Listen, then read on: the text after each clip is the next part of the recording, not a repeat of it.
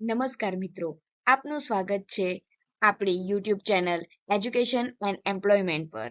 આજે આપણે વાત કરીશું એક ખાસ ભરતીની જેની જાહેરાત ગુજરાત સરકારના શિક્ષણ વિભાગ દ્વારા કરવામાં આવી છે. જ્ઞાન સહાયક માધ્યમિક અને ઉચ્ચતર માધ્યમિક શાળા માટે 11 માસ માટે કોન્ટ્રાક્ટ આધારિત નિમણૂક કરવામાં આવશે. જ્ઞાન સહાયક માધ્યમિક માટે વેતન 37,000 છે અને વય મર્યાદા 40 વર્ષ છે.